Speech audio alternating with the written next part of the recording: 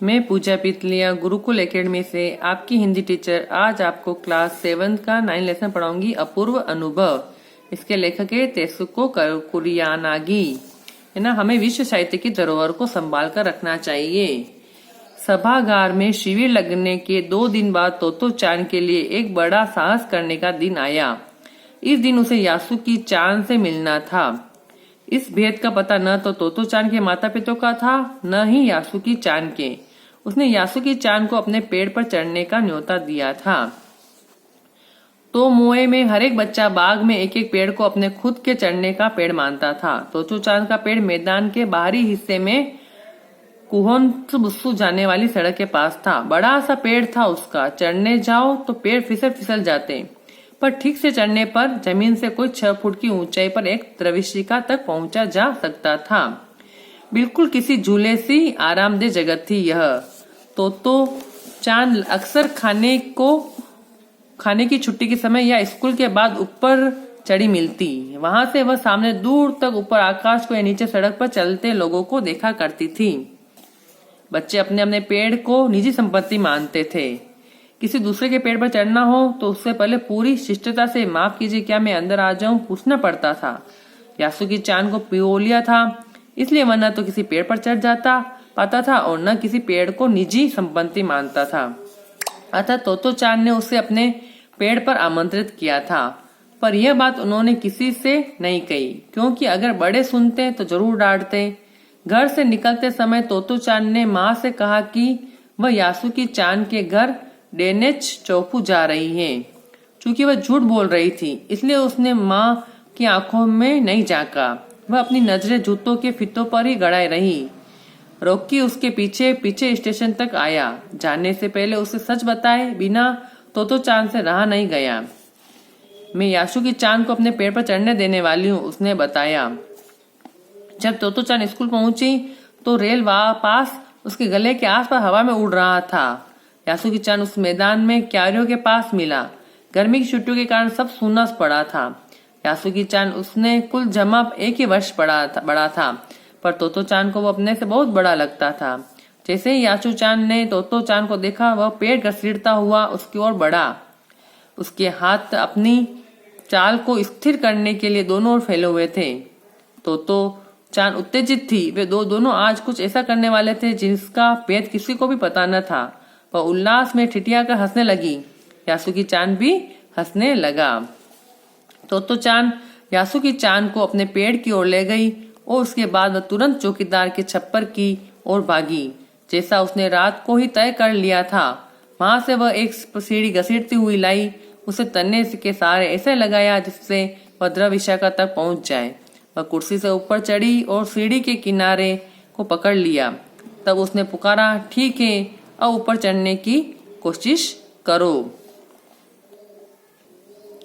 यासुकी चान के हाथ पैर इतने कमजोर थे कि वह पहली सीढ़ी पर भी बिना सहारे के चढ़ नहीं पाया। उस पर तोतो चान नीचे उतर आई और यासुकी चान को पीछे से धकेलने लगी, पर तोतो चान थी छोटी और नाजुक सी, इससे अधिक सहायता क्या करती। यासुकी चान ने अपना पैर सीढ़ी पर से हटा लिया और हताशा से सिर झुकाकर खड़ा हो गया। तोतो चान को पहली बार लगा कि काम उतना आसान नहीं है जितना वह सोचे बैठी थी। अब क्या करे वह। यासुकी चान उसके पेड़ पर चढ़े, यह उसकी हार्दिक इच्छा थी। यासुकी चान के मन में भी उत्साह था। वह उसके सामने गई। उसका लड़का चेहरा इतना उदास था कि तोतो चान को उसने हंसाने के लिए गाल फुलाकर तरह तरह के चेहरे बनाने पड़े। ठहरो, एक बात सूझी है। वह फिर चौकीदार के छप्पर की ओर दौड़ी और हर एक चीज उलट पुलट कर देखने लगी। आखिर उसे एक सिपाही सीढ़ी मिली जिसे थामे रहना भी जरूरी नहीं था। वह तिपाही सीढ़ी को घसीट कर ले आई तो अपनी शक्ति पर हैरान होने लगी। तिपाही की ऊपरी सीढ़ी द्रविशाखा तक पहुंच रही थी। देखो, अब डरना मत, उससे बड़ी बहन की सी आवाज में कहा। यह डगमगाएगी नहीं।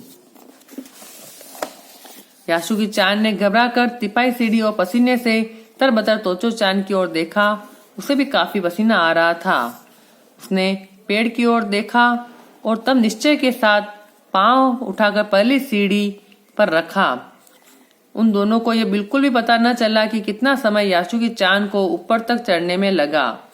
सूरज का ताप उन पर पड़ रहा था, पर दोनों का ध्यान यासुकी चान के ऊपर तक पहुंचने में रमा था।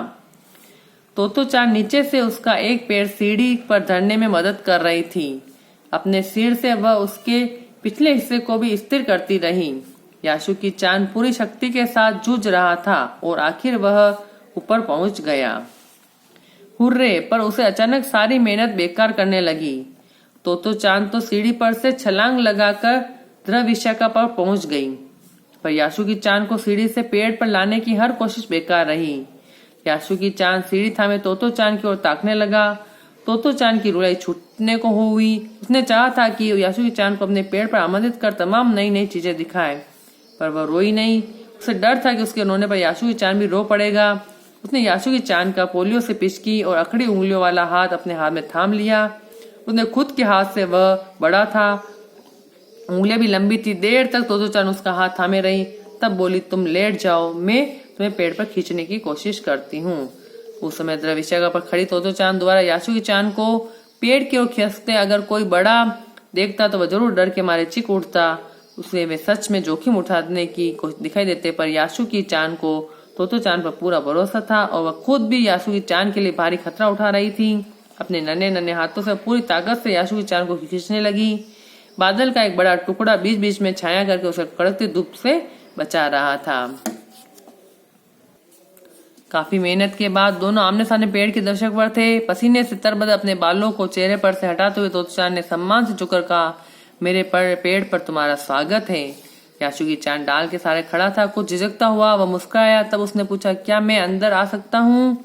उस दिन यासुकी चान ने दुनिया की एक नई झलक देखी जिसे उसने पहले कभी न देखा था। तो ऐसा होता है पेड़ पर चढ़ना, यासुकी चान ने खुश होते हुए कहा। वे बड़ी देर तक पेड़ पर बैठे बैठे इधर उधर की गप्पे लड़ाते रहे। मेरी बहन अमेरिका में है, उसने बताया है कि वहाँ एक चीज होती है, टेलीविजन। यासुकी चान उमंग से भरा बता रहा था। वह कहती है कि जब वह जापान आ जाएगा तो हम घर बैठे बैठे ही सुमो कुश्ती देख सकेंगे। वह कहती है कि टेलीविजन एक डिब्बे जैसा होता है। तोतो चान उस समय यह तो नहीं समझ पाई कि यासुकी चान के लिए जो कहीं भी दूर तक चल नहीं सकता था, घर बैठे चीजों को देख लेने के क्या अर्थ होंगे। वह तो यही सोचती रही कि सुमो पहलवान घर में रखे किसी डिब्बे में कैसे समा जाएंगे। उसका आकार तो बड़ा होता है, पर बात उसे बड़ी लुभावनी लगी। उन दोनों टेलीविजन के बारे में कोई नहीं जानता था। पहले पहले यासुकी चान ने तोतो चान को उसके बारे में बताया था। पेड़ मानो गीत गा रहे थे और दोनों बेहद खुश थे। यासुकी चान के लिए पेड़ पर चढ़ने का यह पहला और अंतिम मौका था। अब इसके क्वेश्चन आंसर देखते हैं। अपूर्व अनुभव अध्याय साहित्य की इस विधा से संबंधित है। कहानी, नाटक, संस्मरण। तोतो चान एक साहस पूर्ण कार्य करने वाली थी जिसका पता था उसकी माँ को, रोकी को, दोनों को। यासुकी चान का घर था तोमे में, डेन्ने चोपू में, कुहोन्सुत्सु में, डेनेन चोपू में। यासुकी चान के कमजोर थे हाथ पैर, ये दोनों। नीचे लिखे रिक्त स्थान भरे। तोतो चान का पेड़ मैदान के बाहरी हिस्से में कहाँ था? कुहोनबुत्सु में जाने वाली सड़क के पास था। तोतो चान ने यासुकी चान को अपने पेड़ पर आमंत्रित किया था। तोतो चान तिपाई सीढ़ी को घसीट कर ले आई। काफी मेहनत के बाद दोनों आमने सामने पेड़ की ध्रुवशिखा पर थे।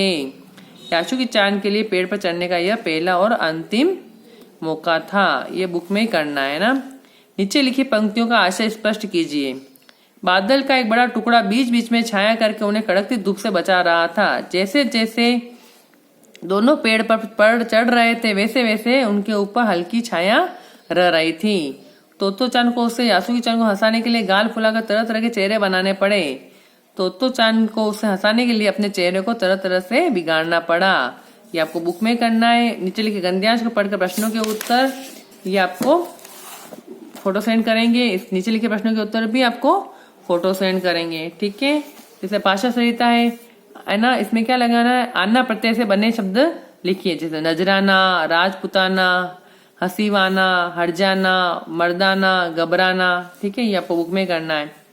इसे नाम धातु की क्रिया लगानी है ना। नाम धातु जैसे तकियाना, ठिकियाना नाम धातु क्रिया है, जबकि तकिया कर, ठिकिया कर पूर्वकालिक। इसे नाम धातु क्रिया लगानी, जैसे झुठलाना, चकराना, हथियाना, टकराना, है ना, शर्माना, फिल्माना। पूर्वकालिक क्रियाएं झुठला कर, चकरा कर, हत्या कर, हकरा कर, शर्मा कर, फिल्मा कर। ये आपको बुक में करना है, ठीक है। ओके।